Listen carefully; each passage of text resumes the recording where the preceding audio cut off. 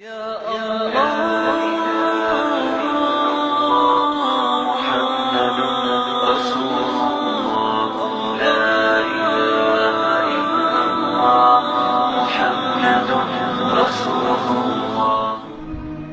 হুরায়রা রাদিয়াল্লাহু তাআলা আনহু বলেন, রাসূল সাল্লাল্লাহু আলাইহি ওয়াসাল্লাম বলেছেন, ইন্নাল্লাহা তাইয়্যিব, আল্লাহ হচ্ছেন পবিত্র।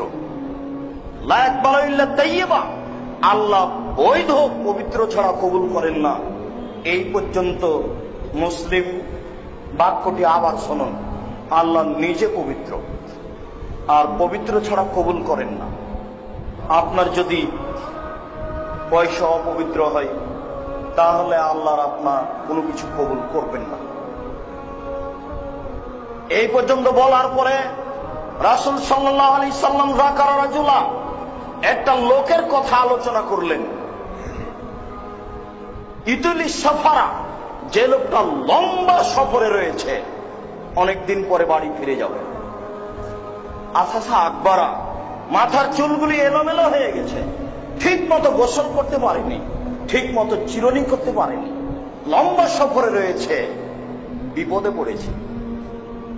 বিপদে পড়ে আল্লাহর দরবারে হাত তুলে প্রার্থনা করছেন। বলছিলাম, সম্মানিত মসজিদের মুসাল্লি, লোকটি বিপদে আছে, বিপদে পড়ে হাত তুলে আল্লাহর দরবারে দোয়া করছে। কিন্তু ঘটনা হলে আল্লাহ রাসূল বলছেন, মাতামুহু হারাম, তার খাদ্য আছে হারাম, মাশরাবুহু হারাম, তার পানি আছে হারাম, মালবাসুহু হারাম, তার পোশাক আছে হারাম, গুজিয়া বিল হারামে, তার জীবিকা নির্বাহ হারাম। আন্না ইস্তাজাবা লাহু, তার দোয়া কি করে কবুল হতে পারে? অসম্ভব, তার দোয়া কবুল হবে না। মুসলিম, এ কথা রাসূল সাল্লাল্লাহু আলাইহি ওয়াসাল্লাম বলেন। এই জন্যই ইবাদতের আগে উপার্জন, উপার্জনের বিষয়টি আগে, ইবাদতের বিষয়টি পরে। ইবাদত করার পূর্বে আপনি সিদ্ধান্ত নিয়ে ফেলুন যে এই রুজি আমার বৈধ না অবৈধ। জাবের রাদিয়াল্লাহু তাআলা আনহু বলেন, রাসূল সাল্লাল্লাহু আলাইহি ওয়াসাল্লাম বলেছেন, লা ইয়াদখুলুল জান্নাতা জাসাদুন গুজিয়া বিল হারামে, ওই শরীর জান্নাতে যাবে না যেটা হারাম উপায়ে উপার্জন বৃদ্ধি হয়। ওই শরীর জান্নাতে যাবে না যেটা হারাম উপায়ে বাড়ে। জাবের রাদিয়াল্লাহু তাআলা আনহু বলেন, রাসূল সাল্লাল্লাহু আলাইহি সাল্লাম বলেছেন, কুল্লু লাহমিন নাবাতা মিনাস সুহতি কানাতি নারা আওলা বিহি, প্রত্যেক শরীর যেটা হারাম উপায়ে বাড়ে তার জন্য জাহান্নামই যথেষ্ট। প্রত্যেক শরীর যেটা হারাম উপায়ে বাড়ে তার জন্য জাহান্নামই যথেষ্ট। নোমান ইবনে বাশির রাদিয়াল্লাহু তাআলা আনহু বলেন, রাসূল সাল্লাল্লাহু আলাইহি ওয়াসাল্লাম বলেছেন, আল হালালু বাইয়িন ওয়াল হারামু বাইয়িন, হালাল স্পষ্ট, হারাম স্পষ্ট। যদি আপনি একটু চেষ্টা করেন, তাহলে আপনি স্পষ্ট হালাল রুজি বের করতে পারবেন। যদি আপনি একটু চেষ্টা করেন, তাহলে হারাম রুজি বের করতে পারবেন। যেহেতু আল্লাহ রাসূল বলেন হালাল স্পষ্ট, হারাম স্পষ্ট, বাইনাহুমা মুস্তাবাহাতুন, এই দুইটার মধ্যে আরেকটা রুজি আছে, লা ইয়ালামুহুন্না কাসীরুম মিনান নাস, বহু মানুষ উদ্ঘাটন করতে পারে না এটা বৈধ না অবৈধ। তাহলে একটা রুজি আছে যেটা সঠিক বের করা খুবই কঠিন। এই কথা বলার পরে রাসূল সাল্লাল্লাহু আলাইহি ওয়াসাল্লাম বলেন, ফামান ইত্তাকা মিনাশ শুবহাতে ইস্তাবরা লিদীনিহি ওয়া ইরজিহি, যে ব্যক্তি এই সন্দেহযুক্ত রুজি থেকে বেঁচে গেল, সেই নিজেকে পবিত্র করে নিল। ফামান ইত্তাকা মিনাশ শুবহাতে, যে ব্যক্তি সন্দেহ থেকে নিজেকে মুক্ত করে নিল, সেই নিজেকে জাহান্নাম থেকে বাঁচিয়ে নিল।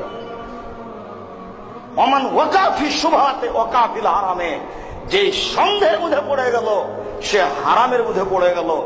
শুনুন, যেই রুজির চূড়ান্ত সিদ্ধান্ত নাই সেটা চূড়ান্ত হারাম, যেই চাকরির চূড়ান্ত সিদ্ধান্ত নাই সেটা চূড়ান্ত হারাম, যে ব্যবসার চূড়ান্ত সিদ্ধান্ত নেই সেটা চূড়ান্ত হারাম, যে চাকরির চূড়ান্ত সিদ্ধান্ত নাই সেটা চূড়ান্ত হারাম। সন্ধ্যা পর্যন্ত ভাবার সুযোগ নেই, 3 ঘন্টার মধ্যে ওই জমি ছেড়ে দিতে হবে, যে জমি আমার কিনা বুঝতে পারি না, জোর করে দলীয় দাপটে জমি দখল করে আছেন। দলীয় দাপট যেদিন টিকবে না সেদিন কি হবে? জোয়াচ্চরদের ক্ষমতায় দলীয় দাপটে অর্থ সম্পদ দখল করে আছেন, সেদিন কি হবে? যেই দিনের ব্যাপারে আল্লাহ বলছেন আলিয়াউমা লা তামলিকু নাফসুন লিনাফসিন শাইআ ওয়াল আমরু ইয়াওমাইযিন লিল্লাহ। আজ কোন মানুষের কোন উপকার করতে পারবে না, একচ্ছত্র মালিকানা আমার হাতে থাকবে। সেই দিন দলীয় দাপট কি হবে? সন্ধ্যা পর্যন্ত ভাবার সুযোগ নেই। ছেলে মেয়ে কি করে খাবো এই জিম্মেদারি আমি নিয়ে নিই। যে সৃষ্টি করেছে তার জিম্মেদারি আমার, কেন এত টাকা? পৃথিবী সৃষ্টির 50,000 বছর পূর্বে আমার ছেলের রুজি একবার নির্ধারণ হয়েছে। যেদিন আমার ছেলে তার মায়ের পেটে 3-4 মাস, সেদিন আবার রুজি নির্ধারণ হয়েছে। আমাকে কেন এত ভাবতে হচ্ছে অবৈধভাবে পয়সা উপার্জন করা? ভুল সিদ্ধান্ত।